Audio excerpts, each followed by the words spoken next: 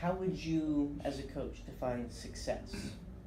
I think that could be defined a lot of different ways. At the end of my career, I will define whether I've had success or not when I look back and I see how successful the student athletes that played for me, how they've been successful in their lives. What kind of family men are they? What kind of positivity do they bring to the workforce? Can they get a job and hold down a job? Can they be successful in their careers? Are they driven?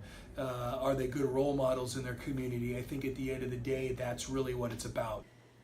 I think it depends on the level that you're playing. So if you're coaching children, elementary school, junior high, can start to change in high school, but especially if they're just learning the sport, the definition of success is going to be not did you win, but what skill are you working on? How are you progressing? And then also look at how it's developing that child's, personality and behavior. Then once you get more serious, which usually toward the end of junior high, moving into high school, people become more aware of the desire to win, beat the other opponent. Then the idea of success is like, how many matches did you win? But it also, of course, includes how much are you improving on your skills.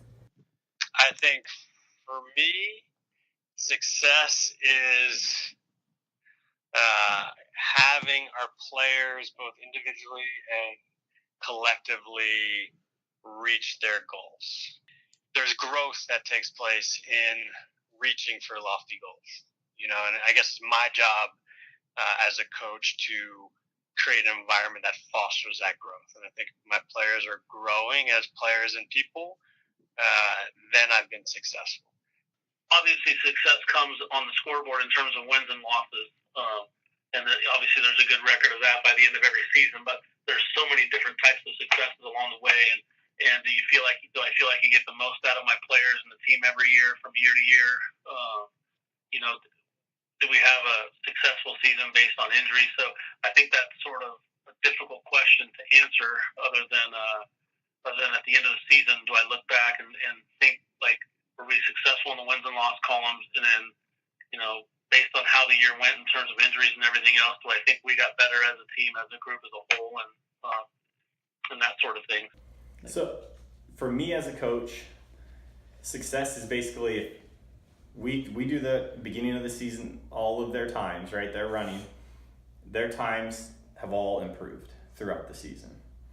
And you have also kept them interested and want to, continue to train. So I wouldn't deem it a success if I took a minute off your mile time, but now you absolutely hate track and don't want to do it ever again, right? That wouldn't be a success for me. So time-wise, yes, I did my job, I helped you improve, but it should also be fun and you should want to do it more. I don't want to lose athletes or, push them too hard to where this is no fun, A definition of coaching philosophy? Yes. And just off the cuff, I would say that how a coach interacts with his or her players and how they, prepare those young people for going up against opponents, which is everything from physical as well as building like mental strength and the ability to withstand, pressures and stresses. So just an overview, I think coaches all have maybe different avenues of doing that. I just think of every year as sort of a puzzle piece, and I recruit the best athletes that I can for each position, and sometimes players are changing positions, and it's sort of, I'm going to recruit the best athletes that I can. If I recruit a player, I want them to be here for 4 years. I'm not the type of coach that's going to sort of throw players away if I feel like I've made possibly a mistake in terms of they're not progressing as much as I would like. I work with every player that comes in and make them the best player they can be by the time that they leave. I don't have a lot of players transfer through that process.